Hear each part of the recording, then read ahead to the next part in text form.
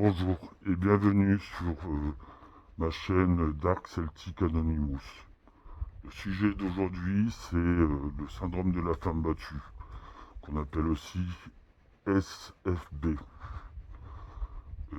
Ça ne se manifeste pas uniquement chez les personnes qui ont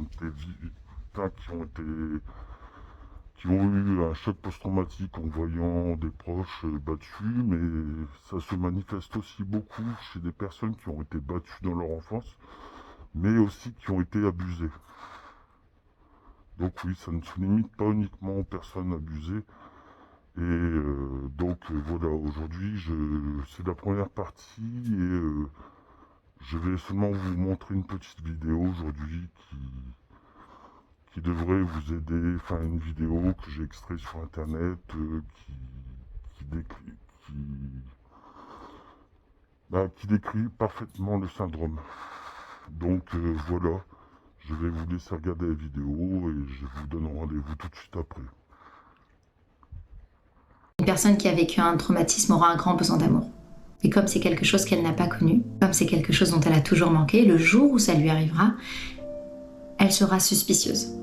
Elle pensera que ça cache quelque chose. Et donc ce sera une personne qui aura souvent tendance à rejeter l'autre, à tester son amour pour voir si ça dure dans le temps, pour voir si c'est vraiment réel. Et donc c'est une personne qui aura tendance à rejeter l'amour de l'autre. C'est une personne qui aura tendance à tester cet amour-là. Et pour tester cet amour-là, elle va le mettre sous pression, tous les jours. Elle va lui infliger le même type de pression qu'on lui a infligé et qu'elle a dû supporter, pour voir si ça tient. Et en fait, le piège avec ça, c'est qu'elle n'en aura jamais assez. Ce ne sera jamais assez bien, ce ne sera jamais suffisant. Par contre, si cette personne qui a vécu un traumatisme tombe sur quelqu'un qui est mauvais pour elle, tombe sur un amour qui n'est pas sain, qui au contraire est toxique, alors là, ce sera facile. Là, elle fera tout pour garder la personne et elle l'aimera d'un amour incommensurable. Alors on peut se demander pourquoi elle ferait ça. Tout simplement parce que c'est un sentiment qu'elle connaît, c'est un sentiment qui lui est familier. Alors tout simplement, elle sait comment se comporter, elle sait comment gérer la situation, elle sait comment être avec ce type de personne, elle sait surtout comment survivre avec ce type de personne. Alors en apparence, ce sera plus simple parce que c'est quelque chose qu'elle connaît. Et elle va apparenter ça à de l'amour, parce que pour elle, l'amour, c'est comme ça. Elle n'a jamais connu autre chose, donc forcément, l'amour, ça doit être ça. Ça doit être ce qui m'est familier, ce dans quoi je me sens bien, même si ça me fait du mal. Mais c'est quelque chose que je connais, que je peux contrôler, sur lequel j'ai un pouvoir. Et là, elle va aimer cette personne de tout son cœur. Elle va tout lui donner. Elle va la mettre sur un piédestal. Mais dès qu'elle va rencontrer quelqu'un qui fera attention à elle, une personne qui voudra l'aimer de manière saine, une personne qui lui voudra du bien, alors là, son cerveau va commencer à se dire « c'est bizarre, ça cache quelque chose, ça peut pas être aussi bien ». Parce que son cerveau est habitué au chaos. Elle va se dire que cette personne n'est pas normale, pourquoi est-ce qu'elle l'aimerait? Pourquoi ce serait aussi simple de l'aimer? Parce qu'elle a pris l'habitude que ce soit compliqué. Alors elle va le tester. Elle va tester cet amour jusqu'à ce qu'il s'épuise. C'est comme si la personne qui décidait de l'aimer se trouvait en haut d'une montagne et qu'elle le poussait vers le bord, et qu'elle se demande s'il va finir par tomber. Mais oui, il finira par tomber. À force de le pousser, il finira par tomber.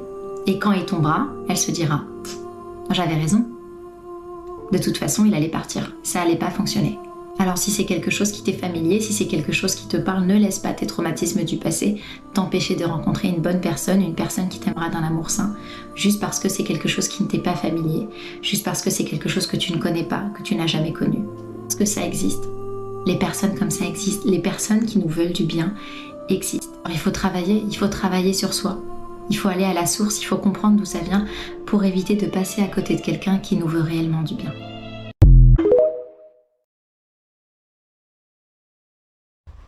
Voilà, j'espère que cette vidéo vous aura bien aidé. Si vous vous reconnaissez là-dessus et que vous pouvez enfin vous libérer de cela, enfin, comprendre que ce n'est pas de l'amour mais de l'emprise et que et aussi de l'autodestruction. Donc voilà, essayez simplement d'en prendre conscience et de lutter contre. Et s'il y a une personne qui vous aime et que, enfin voilà, une personne vraiment gentille, arrêtez de la faire souffrir. Moi-même, voilà, c'est ce que j'ai vécu là, ces derniers temps, enfin, derniers temps, ça fait déjà un moment que ça dure. Et Bah voilà, la fille que j'aime, ben, quand je l'ai rencontrée, elle voulait faire des bêtises. J'ai tout fait pour l'empêcher de faire, de sauter la vie. Enfin voilà, je l'ai rencontrée sur internet et puis on est devenus amis. Et au fur et à mesure du temps, bon ben, j'avais peur de développer des sentiments et elle m'a demandé d'accepter de développer des sentiments pour elle. Elle m'a promis qu'elle ne me ferait pas souffrir, euh, qu'elle ne m'abandonnerait pas comme on nous a toujours laissé tomber tous les deux. Et ben, elle était encore avec, comment dire, celui qui la battait. J'essayais de l'aider à s'en sortir et c'était pas évident. Elle avait promis qu'on ferait notre vie ensemble et qu'elle voulait d'abord se libérer de... Voilà, donc finalement, j'ai tout fait pour l'aider. Il y a des moments, bon ben, quand elle était à nouveau retombée dans la prise, ben, elle ne me parlait plus pendant des semaines, ce genre de choses.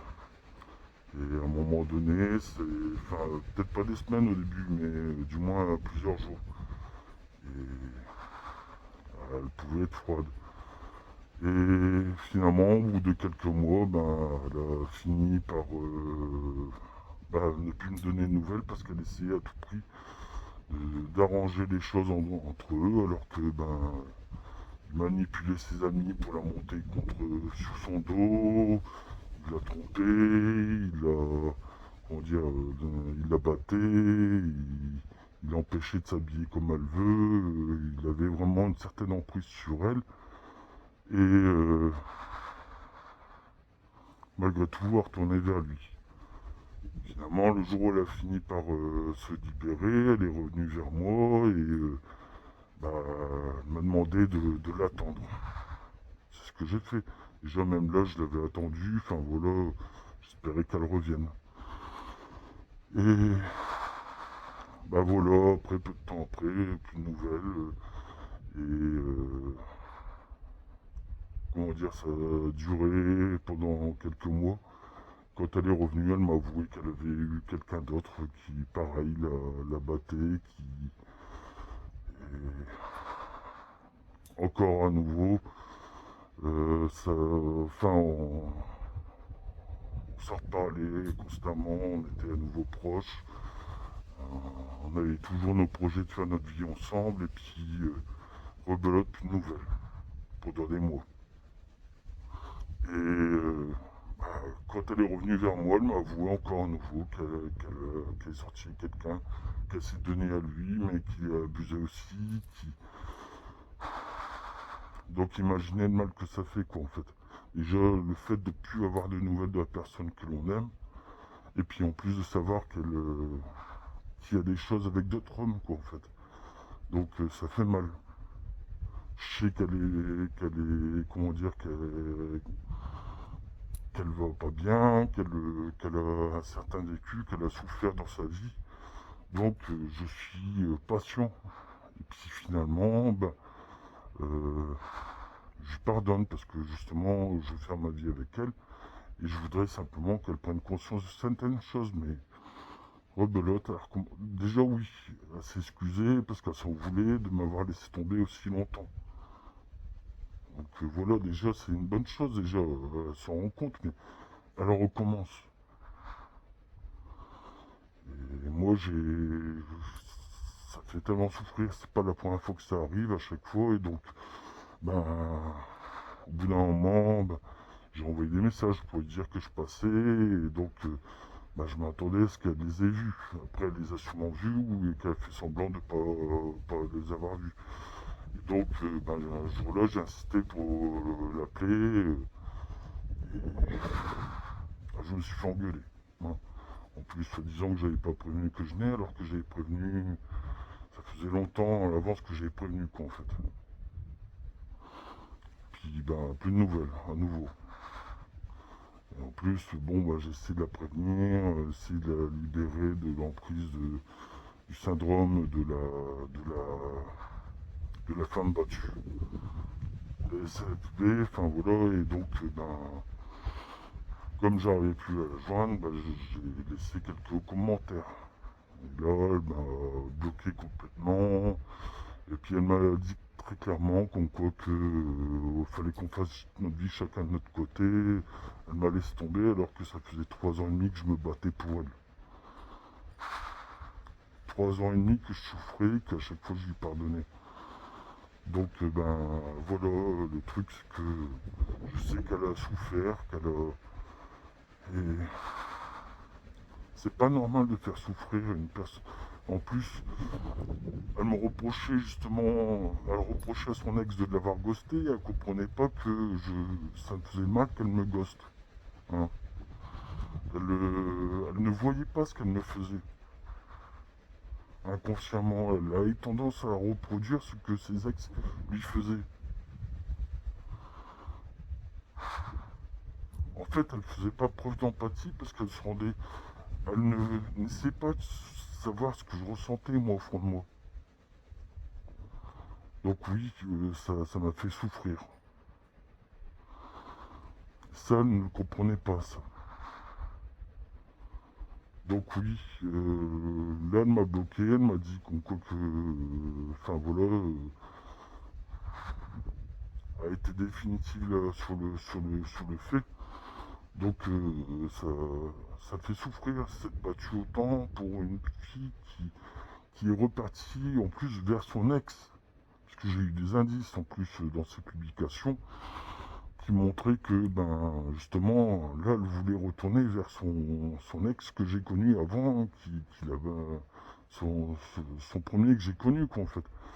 Et ben en fait elle cherche une excuse pour me bloquer, puis c'est ce qu'elle a fait, donc elle est retournée vers lui. Lui qui la battait, qui en plus apparemment l'a probablement abusé d'après ce que j'ai compris. Exactement comme ses autres ex après qui l'ont abusé, qui ont... Et son ex encore avant qui l'a batté, qui l'a... Donc oui, maintenant, bah, si, je sais qu'elle reviendra pas, mais si elle revient maintenant, bah, je réagirai autrement. C'est-à-dire que ben, si elle veut revenir vers moi, ben, dans ce cas-là, ben, il faut qu'elle arrête de me faire souffrir. Qu'elle s'engage pour de bon et qu'elle me laisse plus tomber, qu'elle arrête de me ghoster des jours sans nouvelles ou des mois, enfin voilà, et que ben, elle décide de s'engager avec moi comme elle me l'avait promis, qu'elle décide de sortir avec moi, qu'elle fasse des efforts là-dessus, qu'elle me fasse plus souffrir, qu'elle me montre qu'elle veut vraiment être avec moi. Donc voilà. Donc si vous êtes victime de, comment dire, du syndrome de la femme battue, évitez de faire souffrir un mec innocent, un mec qui justement veut vous rendre heureuse, un mec qui se bat pour vous. Oui, parce que ce que vous ressentez, il ne faut pas le faire subir aux autres. Surtout quelqu'un qui a souffert déjà auparavant. Vous n'êtes pas la seule à souffrir. Alors, libérez-vous. Et cherchez à être heureux justement avec un homme qui vous aime. Et arrêtez de le rejeter, de le mettre à l'épreuve, enfin voilà. Réagissez. Merci. Enfin, je vous souhaite à tous une excellente soirée. Et j'espère que cette vidéo pourra vous aider. Et si c'est pas vous qui êtes concerné mais que vous connaissez quelqu'un dans cette situation, partagez-lui cette vidéo. Ou parlez-lui-en, montrez-lui des articles médicaux parce que ça existe, ces articles-là. N'hésitez pas à montrer pour pouvoir justement aider cette personne à aller mieux, à avoir une belle vie et arrêter de s'autodétruire. Voilà. Je vous souhaite à tous une excellente soirée et à bientôt. Au revoir.